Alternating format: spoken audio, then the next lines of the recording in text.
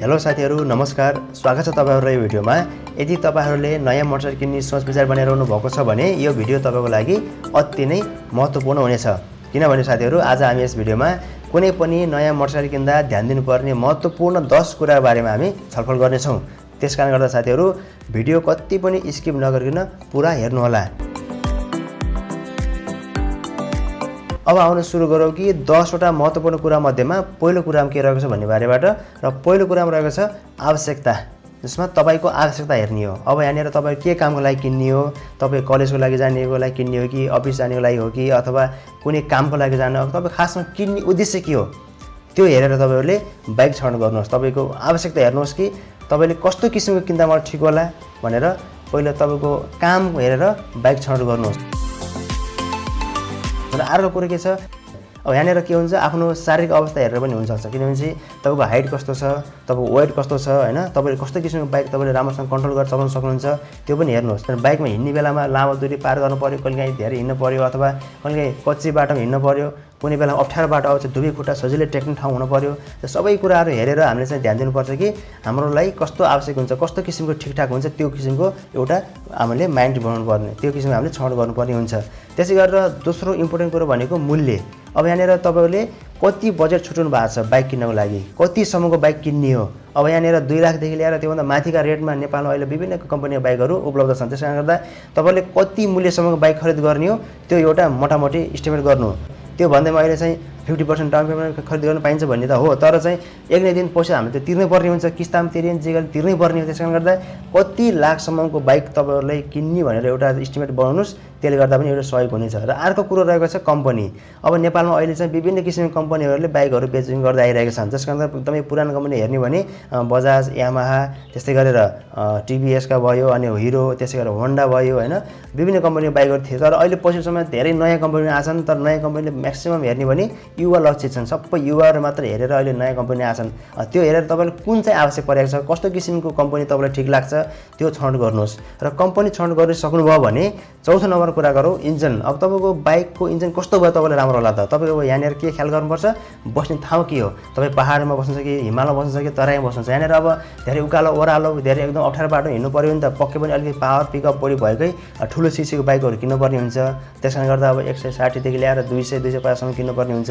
तपाईँ तराईतिर बस्नुहुन्छ, सम्म बाटो छ, खास उकालो ओह्रालो गर्नु पर्दैन भन्नुहुन्छ भने तपाईहरुले 100 सीसीको 125 सीसीको किन्दा पनि राम्रो हुन्छ। र त्यसैगरी इन्जिन अन्तर्गत नै 3वटा किसिमका इन्जिन हुन्छन्, जसमा हामीले एयर कुल र ओइल कुल र लिक्विड कुल भनेर छुट्याउन सकिन्छ।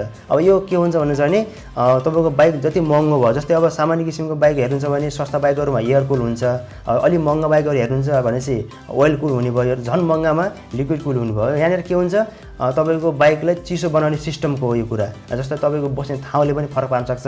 त्यसकारण गर्दा तपाईँ कुन डिजाइनको कस्तो किसिमको इन्जिन भएको किन्नु त त्यो एकदमै किसिमले सोचेर बुझेर छनौट गर्नुहोस्। र अर्को 5 नम्बरमा रहेको छ माइलेज। अब यहाँनिर माइलेज पनि एकदम महत्त्वपूर्ण छ। किन भन्नुहुन्छ भनेपछि नेपालमा पेट्रोलियम पदार्थ उत्पादन हुँदैन, सबै इन्डियाबाट हामीले के गर्नु त आयात गर्ने हो। त्यसकारण गर्दा माइलेज भन्ने बित्तिकै हामीहरूले 1 लिटर पेट्रोल हालेर कति किलोमिटर हिँड्यो भन्ने कुरा यहाँनिर एकदमै आवश्यक हुन्छ। त्यसकारण गर्दा हामीले भरसकै बढी माइलेज दिने किसिमको बाइक छनौट गर्न एकदमै राम्रो बुद्धिमानी हुनेछ। त्यस्तै गरेर 6औं नम्बर कुराहरू साथीहरू यो रहेको छ सर्भिस सेन्टर अथवा सोरुमहरू। तपाईले किन्न थालेको बाइकको सर्भिस सेन्टर सोरुम तपाईको घर नजिकै छ कि नै, तपाईको कुनै आवश्यकता हुन्छ, कुनै बेला बाइक बिग्रियो भने बाइक बनाउनु पर्यो अथवा सर्भिस केही चेन्ज गर्नु पर्यो भने चाहिँ 2 घण्टा 3 घण्टा हिँडेर जाने कुरा हुँदैन। त्यसकारण गर्दा बाइक बेला बेला बिग्रिन्छ अथवा 2-3 महिना बिराएर सर्भिसिङ गर्नुपर्ने हुन्छ। त्यसै गरेर त्यो कम्पनीको सर्भिस सेन्टर नजिकै छ कि नै त्यो पनि हेर्नुहोस्, त्यसले गर्दा एकदमै सजिलो हुनेछ। त्यसै गरेर 7औं नम्बरमा रहेको छ साथीहरू पार्ट पूर्जाको उपलब्धता कतिको छ अथवा पार्ट पूर्जा कतिको महँगो छ त्यो कुराहरू एकदम ख्याल गर्नुहोस्। समस्याहरू के हुन्छ भने पार्ट पूर्जाहरू बिग्रियो भने चाहिँ चेन्ज गर्नलाई हामीले कुर्नु पर्ने हुन्छ। अब सोरुममा गएर सोध्यो तपाईको पार्ट पूर्जा यहाँ छैन, हामीले अन्तर मगाउनु पर्छ, टाइम लाग्छ भन्दिने, त्यस्तो किसिमको कम्पनी तपाईले छनौट गर्नुभयो, त्यस्तो किसिमको बाइक छनौट गर्नुभयो भने गाह्रो हुन्छ।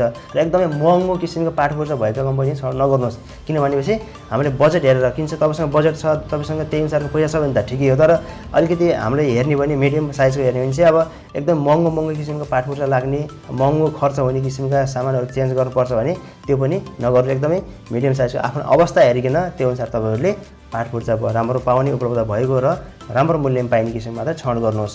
र त्यस्तै गरेर 8 नम्बरमा रहेको साथीहरू रिसेल भ्यालु कस्तो छ भन्ने बारे एकदमै ख्याल गर्नु, किनभनेपछि बाइक नै हो, हामीले चाहिँ अब 2-4 वर्ष चलाउँला, त्यसपछि फेरि अब कम्पनी नयाँ कम्पनीका बाइकहरू आउँछन्, साथीहरूको बाइकहरू देखिन्छ, अब आफूले पनि नयाँ बाइक चलाउन रहर लाग्छ, त्यसपछि आफूसँग भएको बाइक त बेच्न मन लाग्छ, अनि बेच्न पऱ्यो भने चाहिँ राम्रो मूल्य परोस्। त्यसकारणले गर्दा अब यहाँनिर के हुन्छ भने चाहिँ रिसेल भ्यालु भन्ने बित्तिकै अब कस्तो किन्ने भनेको आउँछ। तपाईँहरूले अब एकदमै ठुला सिसीको बाइकहरू किन्नुहुन्छ भने पक्कै पनि त्यसमा रिसेल भ्यालु कमै हुन्छ, र सानो सिसीको 125 को किन्नुहुन्छ भने रिसेल भ्यालु राम्रो हुन्छ। अब यहाँनिर के हुन्छ भने अब यहाँ डिमान्ड एन्ड सप्लाईको नियम लागु हुन्छ, किनभने मान्छे एकदमै बढी तपाईँहरूले के बुझ्नु भने पैसा भएकोले भने त 150 सीसीको माथि चाहिँ किन्ने हो। अब जो एकदम लामो समयसम्म बाइक चलाउने मन हुन्छ अथवा अफिसियल व्यक्तिहरू जो हुन्छ उहाँहरूले भनेको 125 को बढी किन्ने हो। अब यहाँनिर के हुन्छ, सेकेन्ड ह्यान्ड खरिद गर्ने व्यक्तिले म्याक्सिमम एकदम सोचेर बुझेर पैसा कम हुन्छ, त्यसकारणले गर्दा 125 सीसी एकदमै बढी माग हुन्छ।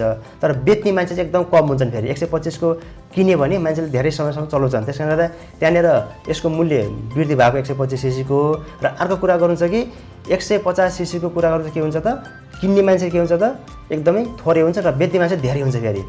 त्यसकारणले गर्दा यहाँनिर त्यो डिमान्ड एन्ड सप्लाईको नियम लागु भएको कारणले गर्दा रिसेल भ्यालुको एकदमै हामीले चाहिँ त्यो फरक पाउन सक्छौँ। त्यसकारण कुन किन्ने त्यो पनि एकदमै ख्याल गर्नुहोस्। र त्यस्तै गरेर 9 नम्बरमा रहेको साथीहरू टेस्ट ड्राइभ चाहिँ गर्नै पर्ने हुन्छ। तपाईँले सबै कुराहरू गर्नुभयो, अब बाइक मन पर्यो, सबै ठिकठाक छ भन्नु चाहिँ अब एक्चुअली कति कम्फर्टेबल छ, चलाउनु कस्तो छ त्यो एकदमै ख्याल गर्नुहोस्। यदि अब सकिन्छ, अब तपाईँले होइन चलाउन जान्नु भएको छ, तपाईँ पर्फेक्ट हुनुहुन्छ भने आफै चलाए एकदमै धेरै राम्रो भइगयो। अब नयाँ पहिलोपटक किन्दै हुनुहुन्छ, चलाउन जान्नुहुन्न भनेपछि तपाईँको एकदम विश्वासिलो कोही साथी अब कोही आफन्तलाई गएर टेस्ट ड्राइभ गर्न पठाउनुहोस् र उहाँसँग सल्लाह सुझाव ल्याउनुहोस्। र अर्को कुरो यसैमा के थप्ने भने चाहिँ यदि तपाईँले पहिलोपटक सोरुमबाट घरमा बाइक ल्याउँदै हुनुहुन्छ भनेपछि अब अलिअलि मात्र चलाउन जान्नुभएको छ, सिकाएर हुनुहुन्छ भने पक्कै पनि त्यो गल्ती चाहिँ आफै चलाएर ल्याउने गल्ती नगर्नु होला। किनभने धेरै पटक यस्ता नराम्रो सूचनाहरू, नराम्रो समाचार हामीले सुनेका छौँ कि विभिन्न ठाउँमा चाहिँ सोरुमबाट घरमा बाइक ल्याउँदै गरेरमा ठुल्ठुला दुर्घटनाहरू भएको हामी सुनेका पनि छौँ, देखेका पनि छौँ। त्यसले गर्दा सकेसम्म पहिलोपटक बाइक तपाईँहरूले ल्याउँदै हुनुहुन्छ र बाइक चलाउन धेरै आउँदैन, सिक्दै हुनुहुन्छ भनेपछि कुनै नजिकको चिनेको साथीभाइ अथवा इष्टमित्र लगेर त्यसले घरसम्म ल्याउने र बिस्तारै सिक्ने कोसिस गर्नुहोस्। र त्यसपछि लास्टमा 10 नम्बर कुराहरू साथीहरू यो व्यक्ति अनुसार फरक हुनसक्छ, तर एकदमै इम्पोर्टेन्ट कुरा छ। बाइक तपाईँले किन्ने निधो गर्नुभयो, फिक्स भयो भनिसकेपछि अब यहाँनिर सोरुमको ओनरसँग एउटा कुरा के गर्नु भने बाइकमा छुट कतिको छ, अफरहरू कस्ता कस्ता छन्, यसको ट्याक्स कति तिर्न पर्ने हो अथवा कति समयको बाँकी छ, यसको इन्सुरेन्स हामीले कति तिर्न पर्ने हो, हामीले तिर्ने हो कि सोरुमले तिर्ने हो, के कस्तो छ, यसो सबै राम्रोसँग डिटेल बुझ्नुहोस्। र केही छुटको लागि के छ तपाईँहरूले आफ्नो आग्रह पनि गर्न सक्नुहुन्छ। केही फरक बोलीको पिठो बिग्छ जस्तै केही कुराहरू गर्दा राम्रै हुन्छ। र यसमा चाहिँ अब हामीले के कुराहरू पाउँछौँ, हेलमेटहरू पाउँछ पाउँदैनौँ, लेग गार्डहरू पाउँछ पाउँदैनौँ, त्यसै गरेर सिट कभरहरू मिल्छ मिल्दैन, बाइक कभर मिल्छ मिल्दैन, केही कुराहरू चाहिँ पक्कै पनि यो कुरा राख्नुहोस्, किनभने यसले गर्दा तपाईँहरूलाई केही सहजता हुने, 2-4 हजार भयो भने बस्ने हो। यिनी कुराहरू एकदमै ध्यान दिनुभयो भने पक्कै पनि साथीहरू तपाईँले राम्रो बाइक छनौट गर्नुहुनेछ भन्दै अब यसमा पनि केही थपगट गर्न सकिन्छ, तपाईँको केही सल्लाह सुझाव छ भने ढुक्क भएर कमेन्ट गर्नुहोला भन्दै अब यो भिडियो धेरै लामो नबनाऊ, अहिले यति नै। हस्त, धन्यवाद।